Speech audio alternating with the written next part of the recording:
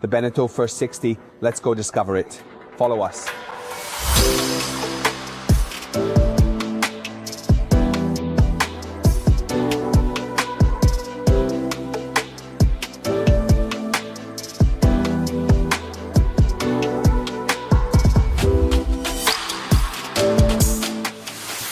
The First 60 is part of the first range, so it's a first boat, a fast boat.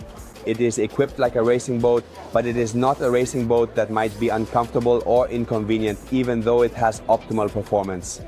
In fact, Beneteau defines it as the joy yacht, so a yacht made for people who still want to have maximum comfort and maximum performance. We are inside the central saloon of this First 60. It is harmonious, beautiful to look at. All the wooden parts are antique, consequently giving it a real taste of the sea. The spaces are ample because the intention was to have maximum space to be able to move around the boat comfortably, because let's remember that it is a fast boat, it is a sporty boat, even if it remains a yacht in every respect. Central saloon, so the table is on that side. We have a very comfortable sofa on this side, which is the starboard side, so on the right, a chart table, and I am currently inside the galley area with the refrigerators in front of me. Access to the bow cabin and the owner's cabin is therefore on this side. Well, the boat is spectacular to see. The bow cabin, the owner's cabin, double bed. The big difference compared to the rest of the boats on the market is that it was chosen, and quite cleverly, to have the bathroom area, the toilet, at the head of the bed, and the head of the bed is facing towards the stern, so we have our feet towards the front and our heads towards the stern. In this way, however, we can enjoy it 100% like any other boat at sea. But our bathroom cabin, the toilet, completely separates us from the central saloon area.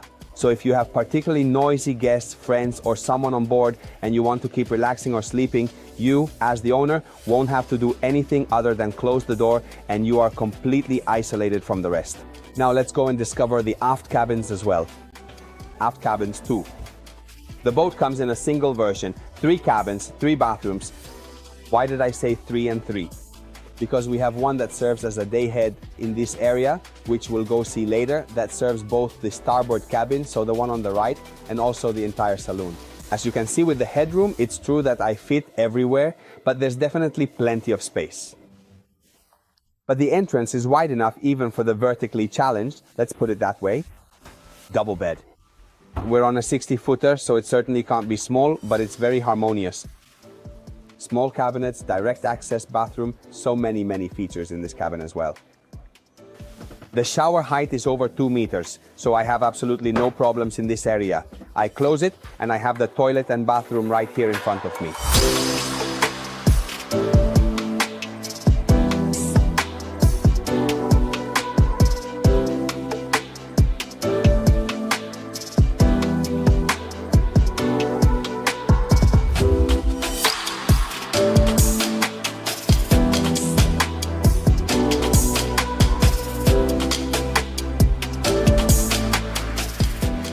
Portside cabin, so the one on the left, has a dedicated bathroom, meaning inside the door, completely dedicated to this cabin.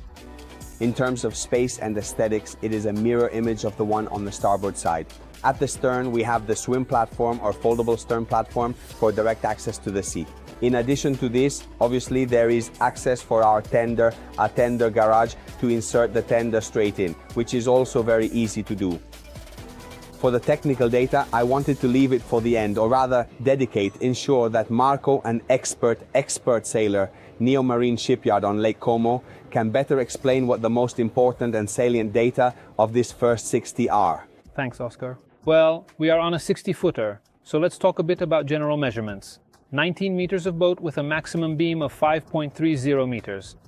It's a significant vessel, so 22,000 kili of displacement, but they managed to achieve 2 different drafts, so yes, it is a large vessel, but it doesn't have an excessive draft. So we have a standard draft of 2.5 meters, 2.55, and it doesn't reach 3 meters in the deep draft version, so it's still a vessel that has the ability to enter almost all ports and anchorages, despite being a 60-footer. Well, let's also look at some key data, the kind I like. So, how much power do we have on this boat? Well, I'd say a lot.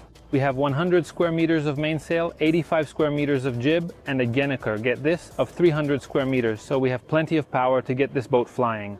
But from what I can tell, the first is essentially a racing boat or a very fast one, so I imagine you'd need, I don't know, 8 to 10 people to sail it well. No, fortunately not, in the sense that on this first, which is a joy yachting boat, Beneteau wanted to ensure they created a fast vessel that can also be sailed with a reduced crew. This is thanks to the positioning of all the running rigging on our boat, which is all located near the helm area. So not just with electronics, being helped by electronics, but also with the proximity of the lines. Yes, so yes, help from electronics. So later we'll show you we have all the little buttons, as I call them, to be able to adjust our automations for sail trimming, but everything is concentrated near the helmsman.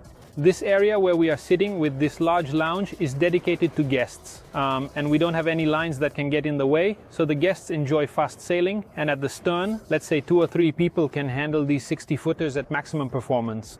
So guests are no longer on board a slow and boring boat, if you will.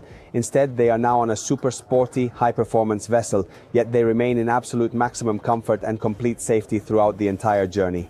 Comfort and above all safety, yes, because they don't run the risk of interfering with any maneuvers. Okay, so from this position, even I, with my limited abilities, or rather I can do something, but very little compared to you, could steer, but like to control the mainsail rather than... It's very easy, you just have the Genoa and the mainsail. It's even written down, so it's really intuitive. 2 beautiful buttons, in and out, so you can electrically operate the jib winches and electrically operate what is the mainsail sheet retrieval motor, which is hidden under the cockpit, and now we'll show you. And as I was telling you before, between the helm and the control area for our sails, we have very little space, so our hypothetical sailor or crew member is in this position. They absolutely have electric winches, and the bank of stoppers is within reach to be able to adjust any maneuver on board this first 60. Marco, but let's say I'm an owner, yes, sporty, yes, capable and all, but there are times when actually, either because I'm missing or because I absolutely have to go out with very few people on board, I need a sailor. Where do I put this blessed sailor? We have a beautiful bow cabin. So it's here too, even though it's a super sporty boat. Absolutely. So, in the bow, we have the crew cabin with separate access from the deck, which also serves as a sort of storage for sails or equipment, allowing us to have a private space for our sailor or the boat's captain. Clear. Marco, give us some details about this huge mast and this mammoth boom as well. Well, unfortunately, it's not fully assembled here at the fair, but it's a truly beautiful full carbon mast. What we see here at the fair instead is the boom, also full carbon in the Park Avenue version with in-boom mainsail furling. What does that mean? It means that our mainsail is furled inside our boom, and it is a full batten mainsail. This is because this type of boom combines the performance of a full batten mainsail with the ease of furling the mainsail inside the boom. Let's always remember that we are on a fast boat, but one that must also be comfortable and easy to handle, even with a small crew. So can you hoist and lower the mainsail solo? Practically, yes. The person at our boom from the cockpit can open and close the mainsail independently. Tap. With the little button. Fantastic. We have reached the end of this video. Thanks are in order. Davide, as always, who works hard and does his best to help us make these videos. Marco Ackler from Neomarine, who is here by my side, an expert on first and racing boats.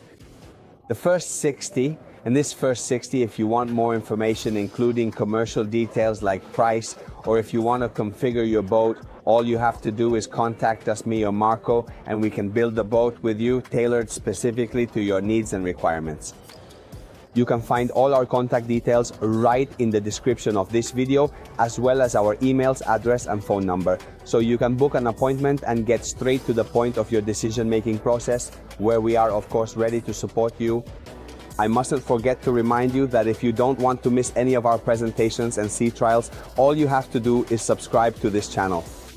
That's all from Dusseldorf.